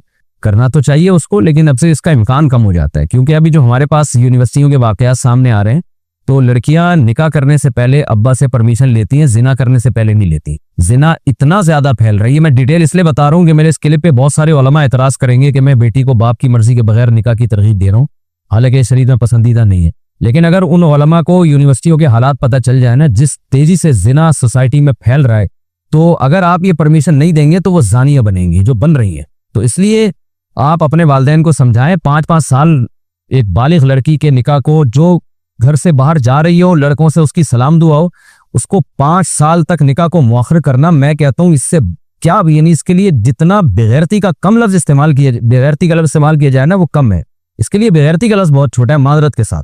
तो पता नहीं किस दुनिया में माँ बाप रह रहे हैं, इनको हो क्या गया है, इनमें गैरत खत्म हो गई है, शर्म खत्म हो गई है, वल्लाहु आलम हो क्या गया है। आखिरत का खौफ जब खत्म हो जाए ना, तो फिर वो कहते हैं ना, इदा फातकल हया फफल माशीता, हया खत्म हो जाए जो चाहे करो। देख नहीं रहे दुनिया में हो क्या रहा है, बेटियां घरों से कैसे भाग रही हैं। बाप को तो चाहिए कि तुम खुद करो भाई, उस बेटी को बोलो कि बेटा तुम्हें जो पसंद हो बताओ, मैं तुम्हारी शादी करता हूँ। और वो जो उल्लू का पट्टा है यूनिवर्सिटी में पढ़ रहा है, जिसके बाप उसको रोक रहा है, उसको चाहिए तू अपने बाप से पूछता क्यों है यार? तू लड़की का तो वली उसका बाप होता है, लड़के का थोड़ी कोई वली होता है। तू यार बोल अब्बा से, अब्बा मैंने गर्लफ्रेंड बनाने से पहले मैं किसी से नहीं पूछता, तो आप, मैं शादी कर रहा हूँ, आप मुझे अप्रिशिएट करें। नहीं कर सकते तो मेरे लिए रुकावट ना बने। आप वो सारे काम बाप की मर्जी के बगैर कर रहा होता है, निकाह के वक्त उसको पता नहीं मौत आती है, मेरे पेरेंट्स नहीं मान रहे। तू मर्द बन यार, तू आदमी बन, तू की पजामा क्यों बनता है तू? तो मर्द को चाहिए एक्शन ले, अब्बा से बोले भाई अब्बा मैं आपका एहतराम करता हूँ, मेरी शादी करा दो। नहीं कराते तो आप बोले ठीक है मैं करके बता दूंगा। ये एक्शन लेना पड़ेगा, वरना ये कौम जो है ना जानी शराबी बनेगी, ये कौम तबाह हो रहा है, मुआशरा हमारा, सोसाइटी बर्बाद हो रही है। तो ना लड़कियों के माँ बाप को कोई गम है, बस एजुकेशन के पीछे पड़े हुए। लड़की जानिया बन जाए, डॉक्टर बने लेकिन अच्छी, लड़का एक नंबर का बन जाए, माजरत के साथ मैं जज्बाती हो रहा हूँ, बस अच्छा साइंटिस्ट बने, अच्छा डॉक्टर बने, तो आखिरत में अल्लाह ठुकाई लगाएगा तुम्हारी। लूत अलैहिस्सलाम की कौम को जो अल्लाह ने तबाह किया है ना, इसलिए नहीं कि उसमें डॉक्टर इंजीनियर नहीं थे, इसलिए कि वो साले बदकारी किया करते थे वो लोग। अल्लाह को जिना से बहुत शदीद नफरत है, इसलिए निकाह को आप प्रोमोट करें। तो इन लड़कियों को मैं कहता हूं कि इनके माँ बाप को कहता हूं, खुदारा आप खुद से अपनी बेटियों की शादियां करा दिया करो। उसको बोलो कि बेटा तुम्हें जो पसंद आ रहा है हमें आके बताओ, हम तुम्हारी शादी कराएंगे। ये ना कहा करें कि हमने तुझे वहां पसंद करने के लिए भेजा था, हमने तुझे पढ़ने के लिए भेजा था। तो पढ़ने के लिए भेजा था तो पढ़ तो रही है ना, तो पसंद भी आ गया उसको, कोई तो नेचुरल है ये। तो आप उसको अप्रिशिएट करें भाई, उसके आप उसकी मदद करें, वरना फिर जब घर से भागेगी खुदा ना फास्ता फिर रोते पीटते आते हो। काम ऐसे क्यों करते हो कि तुम्हारी बेटियां तुम्हारे बागी बने? तो ये तो फतवा है इस पर भी कि बाप अगर लड़की का निकाह बर वक्त नहीं कर रहा, उसकी विलायत साखित हो जाती है, तो वो वली नहीं रहता फिर वो। तो इसलिए इसको प्रोमोट करें। बाकी लड़कों को तो मैं यही कहता हूं भाई, अपने अब्बा को मनाओ, नहीं मानते तो कर लो। और रहा ये मसला कि सोर्स ऑफ इनकम ही नहीं है, तो यूरोप में जाके देखो ना, पढ़ भी रहे होते हैं, कमा भी रहे होते हैं। तो ये तुम पाकिस्तान या इंडिया में ये काम नहीं कर सकते। सुबह पढ़ाई रखो, शाम को यार कुछ अपना बिजनेस शुरू करो, कुछ टूटी फूटी कमाई शुरू करो। जब हाथ पांव चलाओगे तो इंशाल्लाह इनकम भी आएगी तुम्हारी, और अपने खर्चे पे फिर अपनी बेगम को रखो तुम। अब्बा तो आजकल मदद करते नहीं है, वो बच्चे नहीं पैदा कर रहे इस चक्कर में कि तीसरा बच्चा आया तो हमारा खर्चा बढ़ जाएगा। वो बहू का खर्चा कहाँ से उठाएंगे? फैमिली प्लानिंग वालों ने तो दिल इतने इतने बना दिए लोगों के, कंजूस बना दिया लोगों को। तो इसलिए आप खुद करें, अब्बा अम्मा का एहतराम बहुत करें, लेकिन जो शरीयत का हुक्म है वो पहले है। तो इसलिए बाकी लड़की को मैं ये कहता हूं कि अगर वो अब्बा नहीं कर रहे तो लड़की निकाह कर तो सकती है, लेकिन इसमें खतरात ये होते हैं कि लड़का जो है ना वो छुप के जब निकाह करता है तो बहुत सारे केसेस ऐसे हैं जिसमें लड़कियों को वो उल्लू बनाता है। शादी करेगा, 2-4 साल मजे उड़ाएगा, उसके बाद फैमिली इन्वॉल्व नहीं होती, वो छोड़ छाड़ के भाग जाएगा आपको। लड़कियों की जिंदगियां तबाह होती हैं, तो इंसान के बच्चे मिलना आजकल बड़ा मुश्किल होता है। तो ये जो आपका बॉयफ्रेंड है ना, जिसके बारे में आप पूछ रही हैं कि मैं इससे छुप के निकाह कर लूं, तो इसमें मसला ये है कि आप निकाह अगर कर लें, अव्वल तो छुप के नहीं, कोर्ट मैरिज करें। कोर्ट मैरिज में डॉक्यूमेंट मजबूत बनते हैं, और उसमें यह होता है कि गिरफ्त होती है। छुप के तो 2 गवाहों ने निकाह पढ़ाया, लड़का ऐसे कल टाटा करके चला जाएगा, और बड़े मसाइल होते हैं इसमें। तो करना भी है तो कोर्ट मैरिज करें, प्रॉपर जो एक वे है। दूसरा ये कि लड़का अक्सर अभी जैसा वो नजर आ रहा है ना आपको, आई लव यू और मोहब्बतों में आसमान से तारे वारे भी तोड़ के ले आएगा अभी तो, लेकिन जब शादी हो जाएगी ना, जब अरेंज मैरिज अगर नहीं होती तो फिर लड़की बहुत कमजोर हो जाती है, फिर लड़का उसके जज्बात से खेलता है। तो इसलिए मैं यही कहूंगा कि लड़की को चाहिए कि एक काम जायज तो है लेकिन खतरनाक हो सकता है, डेंजरस बहुत ज्यादा हो सकता है, लिहाजा आप अपने अब्बा को मनाएं और उनको हत्तल इम्कान किसी तरह कायल करने की कोशिश करें ताकि वो मान जाएं और ये प्रॉपर वे में निकाह हो जाए। तो इस तरह से करें, अल्लाह ताला मदद करे आपकी, और माँ बाप को अल्लाह हिदायत दे, अल्लाह हिदायत दे माँ बाप को, वरना आखिरत की सजा के लिए फिर उनको तैयार हो जाना चाहिए। हाँ, एडॉप्टेड की हुई औलाद का मीरास में हिस्सा। मेरे शौहर का इंतकाल हो गया है, वो किराए की दुकान पर अपना काम करते थे, हमारी कोई औलाद नहीं थी, तो उन्होंने आज से 35 साल पहले एक बेटा लेकर पाला था। वो बेटा काफी सालों से इस दुकान को चला रहा है। मेरे शौहर जिंदगी में कहते थे ये बेटा आक है। अब इनके माल में विरासत किस तरह तकसीम होगी? देखिए, ले पालक बेटे का विरासत में कोई भी हिस्सा नहीं होता, और शौहर ने कोई वसीयत भी नहीं की, तो अब जो है बस वो सारा कारोबार जो है, अगर कोई औलाद नहीं है तो शौहर के भाई और उसकी बीवी यानी बेवा का है, यानी आपका है जिन्होंने सवाल पूछा है, उनका और शौहर के भाइयों का, या और अगर कोई वारिस हो भाई नहीं है तो फिर उनकी तफसील लिख के भेजें। अगर शौहर के वालिद जिंदा हैं तो उनका हिस्सा होगा, भाइयों का फिर नहीं होगा शौहर के, लेकिन ले पालक का कोई हिस्सा नहीं होता। अल्लाह के बारे में बुरे ख्यालात आना, मुझे कई सालों से अल्लाह के बारे में बुरे ख्यालात आते हैं, इसकी वजह से मैं डिप्रेशन में चली गई हूँ। अब मैं इससे जान नहीं छुड़ा सकती, नमाज जिक्र तिलावत हर वक्त दिल में बुरा ख्याल रहता है और वो दिमाग को पकड़ लेता है। इस बारे में रहनुमाई फरमाएं, और क्या इसकी वजह से मेरा ईमान तो खत्म नहीं होगा? नीज इख्तियारी और गैर इख्तियारी ख्यालात में क्या फ़र्क है? आयजा साहिबा को हार्ट से। देखें, जो अल्लाह के बारे में या शरीयत के बारे में उल्टे उल्टे ख्यालात आ रहे होते हैं, ये वसवसे हैं।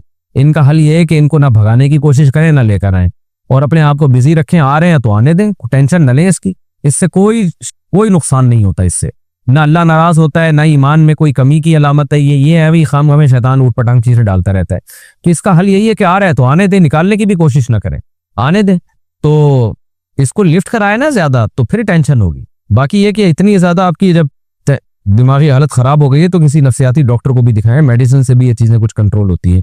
और अपने आप को बिजी रखें, ऐसे दिलचस्प कामों में बिजी रखें ताकि दिमाग एक तरफ रहे, और फिर भी ख्यालात आते तो आने दें, इससे कोई टेंशन नहीं है। बीवी की वजह से माँ को छोड़कर अलग घर में रहना, इकलौते बेटे पर सारी जमा पूंजी लगा दी, इसकी पसंद की शादी कराई, फिर इसे बेवा माँ बैकवर्ड लगने लगी, ओहो, और बहनें दुश्मन लगने लगी। अल्लाह ताला हिदायत दे इसको, नालायक को। अपने मॉडर्न लाइफ स्टाइल की वजह से एडजस्ट नहीं कर पा रही, बीवी अपने मॉडर्न लाइफ स्टाइल की वजह से एडजस्ट नहीं कर पा रही, हालांकि शादी के बाद से वो बिल्कुल अलग ऊपर के पोर्शन में रह रहे हैं। तो क्या बेवा माँ और बेसहारा बहनों को छोड़कर अलग घर लेकर रहना शरई तौर पर जायज होगा? क्या शरन माँ बहनों को लोगों के रहमो करम पर छोड़ना सही है? एक खातून ने इस्लामाबाद से पूछा। देखिए, मैं आपका गम समझता हूँ, अगर बहू नालायक है तो उसको अल्लाह से खौफ करना चाहिए, अपनी इस्लाह करनी चाहिए, लेकिन अगर नालायक है तो उसका हल यही है कि बेटा अलग रहे उसको बहू को लेके। रहा ये मसला कि बेटे की बहनें भी हैं तो भाई घर करीब में ले ले, बहनों की और माँ की रोजाना खबरगिरी किया करे, रोजाना घर में चक्कर लगाया करे। रात गुजारना तो जरूरी नहीं है ना, करीब में घर ले ले ताकि रात को निगरानी भी रहे। तो ऐसी अगर ये आपने बात जो की है वो सही है, मुझे नहीं पता बहू की जो शिकायतें आपने की हैं सही हैं या नहीं है, ये तो अल्लाह ही जानता है। अगर सही शिकायतें की हैं तो भी शरारती बहू का तो हल ये है कि बेटा अलग बहू के साथ जाके रहे, इसको तो खुद ही निकाल दे। और बेटे को चाहिए कि अपनी बीवी को माँ और बहनों से अलग रखे और फिर माँ का रोजाना ख्याल करे, रोजाना घर में आए, माँ की खैरियत पूछे, रोजाना बहनों की खैरियत पूछे, उनको खर्चा पानी दिया करे। क्योंकि अगर नहीं बन रही ना सास और बहू में, और बहू शरारती है तो ये फिर घर जहन्नम बन जाता है। और माँ ये समझती है कि ये इसको तलाक दे देगा तो तलाक दे के दूसरी बहू ले आए, पता नहीं वो क्या निकले, फिर तलाक के बाद बड़े मसाइल होते हैं। तो इसलिए बेटे को चाहिए कि वो इसमें माँ से अगर अलग हो जाता है ना, वो तो इसको अलग होना नहीं कहते, वो तो सारी दुनिया इसलिए तो आबाद हुई है ना, जहां आदम और हव्वा हजरत आदम अलैहिस्सलाम और अम्मा हव्वा की शादी हुई थी तो बच्चे शादी के बाद अलग होते होते होते होते पूरी दुनिया भर गई ना। अगर सारे वहीं रह रहे होते तो दुनिया में एक ही मुल्क आबाद होता अब तक। तो ये तो नेचुरल है, ये कोई इसको माँ को छोड़ना नहीं कहते कि शादी हो जाए तो माँ से इंसान बीवी को लेके अलग रहता है, तो इसको माँ को छोड़ना नहीं कहलाता। ये अमल छोड़ना जब कहलाएगा जब माँ से मिलना छोड़ दे, माँ की खैरियत पूछना छोड़ दे, माँ का ख्याल करना छोड़ दे माली लिहाज से, इसको छोड़ना कहते हैं। तो शादी हुई है तो मैं आपको खुद मशवरा दूंगा कि बेटे से कहें कि बहू को लेके अलग रहे। वो ऊपर अगर पोर्शन भी है ना तो पोर्शन में भी आजकल बड़े मसाइल होते हैं, वहां से किरणें आ रही होती हैं, यहाँ से भी रेस जा रही होती है, उधर से भी रेस आ रही होती है, तो किरणें ही आपस में लड़ा रही होती हैं, नंदो बहू और जेठानी, और ये बड़े खतरनाक किस्म की लड़ाइयाँ होती हैं। इससे आप भी डिप्रेशन में जाएंगी, आपकी बेटियां भी और बेटा भी। तो इसका हल यही है कि करीब में कोई दूसरा घर ले लिया जाए, बहू वहां अपने शौहर के साथ रहे और बेटा रोजाना बहनों से आके मिला करे, माँ से भी मिला करे, डेली वहां बैठा करे, रात को बेगम के पास चला जाए वो, और ख्याल माली लिहाज से भी करे। ये मेरा ख्याल है ज्यादा सूटेबल है। इसको माँ से अलग होना नहीं कहते, ये माँ को छोड़ना नहीं है अमल कहलाता। बैंक मुलाजमत की वजह से शादी में शरीक ना होना, मेरी नंद के बेटे अच्छा, ये जो खातून ने पूछा है ना माँ को छोड़कर अलग हो जाना, देखिए आजकल माएँ भी मॉडर्न बहुएं चाह रही होती है, एजुकेटेड हो, पढ़ी लिखी हो, ये हो, फलाना हो, ढिमकाना हो। तो बाज एजुकेटेड फिर इसी तरह की निकलती हैं, वो फिर घरेलू नहीं होती। वो तो माओ को भी तो चाहिए ना, अपनी हाउस वाइफ तो चाहिए ही नहीं होती आजकल। आपके अलावा की बात कर रहा हूँ मैं, जो यानी जो खवातीन बयान सुन रही हैं, तो इसके भी साइड इफेक्ट हैं। बहू घरेलू ही अच्छी होती है, पढ़ी लिखी हो, लेकिन अगर पढ़ी लिखी हो तो कोई ऐब नहीं है, लेकिन घरेलू हो। अच्छा भाई, बैंक मुलाजमत की वजह से शादी में शरीक ना होना, मेरी नंद के बेटे बैंक में जॉब करते हैं, अमीन की शादी है, उन्होंने हमें बुलाया है। मेरे शौहर इनकी बैंक की मुलाजमत की वजह से शरीक नहीं होना चाहते, जबकि इस रिश्तेदारी में भी फर्क पड़ेगा। इस बारे में हमारी रहनुमाई फरमाएं, क्या करना चाहिए भाई? अगर वो सऊदी बैंक में जॉब करते हैं और उसी अर्निंग से, उसकी तनख्वाह से ही खिला रहे हैं, वलीमा कर रहे हैं, तो फिर तो शिरकत जायज़ नहीं है।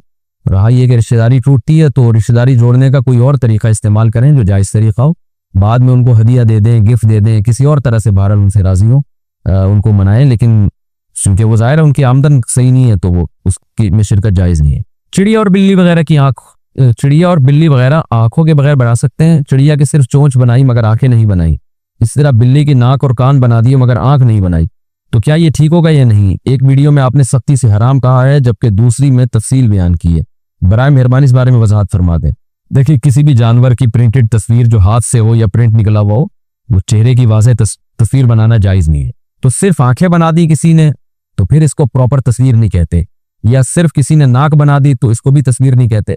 लेकिन अगर आंखें बना दी और नाक बना दी या लिप्स बना दी और तस्वीर का खाका आने शुरू हो गया तो फिर जायज़ नहीं है ये। तो अब इसमें खुद ही इंसान जो बनाने वाला है, मुसव्विर है, वो खुद ही फैसला करेगा कि मैंने क्या ऐसी तस्वीर बना दी है कि इसमें तस्वीर उभर के सामने आ रही है, देखते ही पता चल जाएगा भाई ये तो बिल्ली का मुंह है। तो इतने पार्ट्स बना दिए तो फिर ये जायज़ नहीं है। तो खाली आंख बना सकते हैं, सिर्फ नाक बना सकते हैं, यानी आंख के बगैर नाक, इस तरह का तो ठीक है, तो उसमें तस्वीर वाज़ेह नहीं होती।